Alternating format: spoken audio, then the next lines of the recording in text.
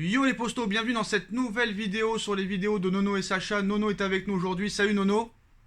Salut Sacha. Alors Nono, on va évoquer beaucoup d'actualités aujourd'hui. Le Ballon d'Or, tout le milieu de terrain décimé pour le match à Saint-Etienne dimanche à 13h. Leonardo qui sort du silence dans le feuilleton Pochettino Zidane. On va parler de tout ça les postos. Alors Nono, Marco Verratti, Herrera, Wijnaldum, Idrissa Gueye seront forfaits pour le match à l'AS Saint-Etienne dimanche. Les seuls milieux disponibles restent Danilo Pereira, Paredes, de vrais milieux je parle, et aussi Rafinha. On connaît son désamour pour Rafinha. Xavi Simons, depuis quelques heures, on parle d'une potentielle titularisation, ou au moins être dans le groupe. Est-ce que c'est le moment ou jamais pour mettre Xavi Simons titulaire contre l'AS Saint-Etienne dimanche à 13h? C'est l'occasion rêvée de le faire jouer, Sacha. Alors rêvée.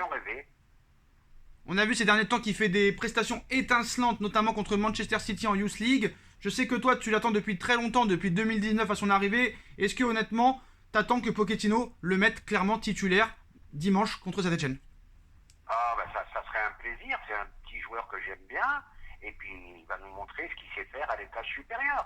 Voilà, tout simplement. Est-ce que Pochettino peut réaliser l'exploit de ne pas le mettre malgré tout ton milieu de terrain décimé? Non, je pense qu'il sera au minimum sur le banc. Mais tu penses qu'il ne sera pas titulaire? J'ai un petit doute quand même. Tu penses qu'il mettra qui titulaire vu que tout le milieu est décimé? Je vois bien un style Danilo. Je vois bien un style Danilo, Paredes.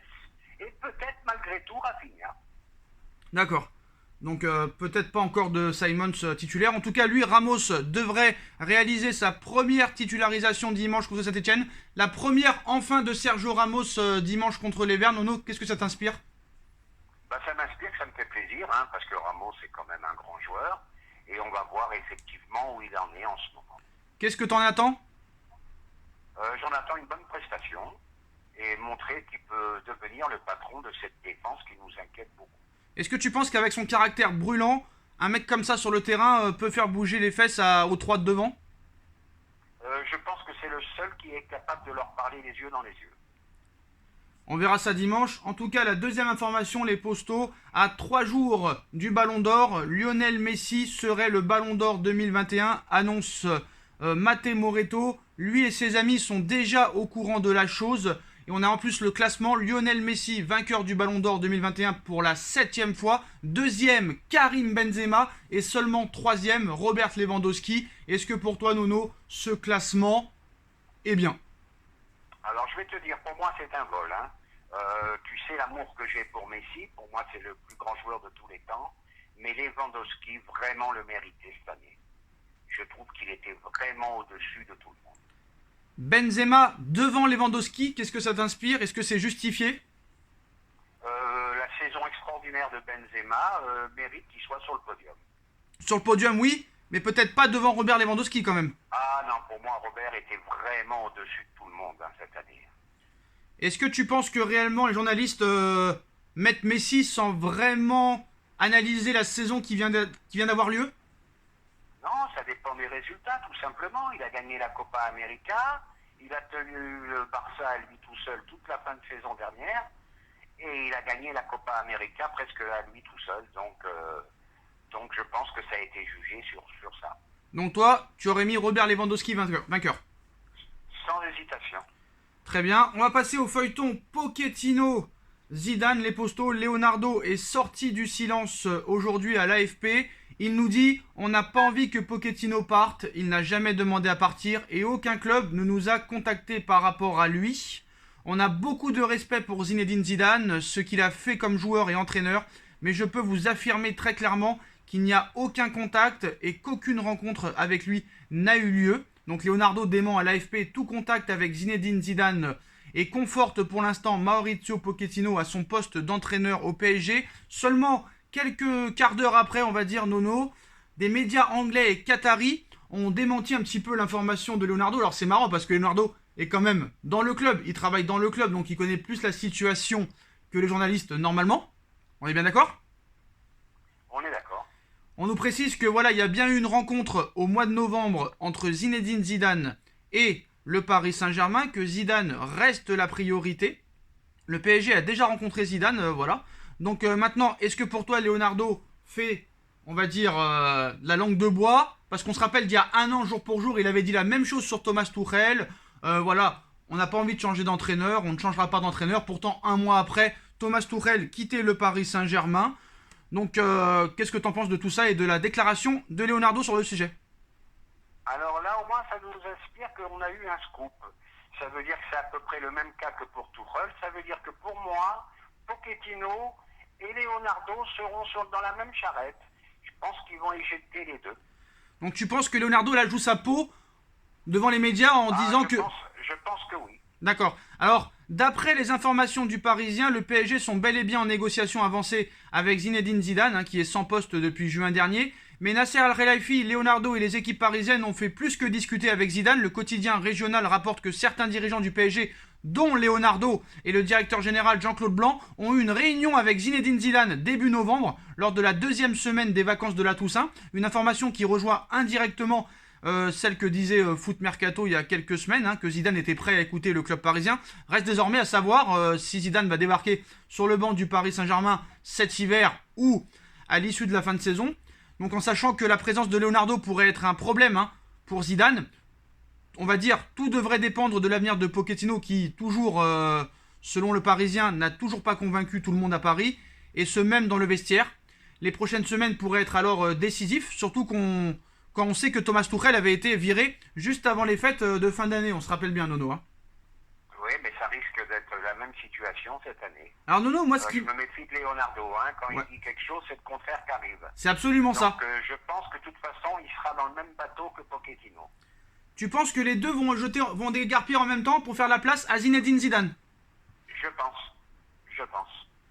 Alors, j'ai vu hier sur certains médias, sur l'équipe TV, tout ça, qu'ils ont critiqué un petit peu la tactique de Zinedine Zidane et ont jugé qu'il a réussi au Real Madrid grâce à toutes les stars qu'il avait à sa disposition, hein, et que Zidane, par exemple, si on le mettait dans une équipe comme le Borussia Dortmund, par exemple, ou Tottenham ou Arsenal, il ne réussirait pas. Qu'est-ce que tu penses de tout ça?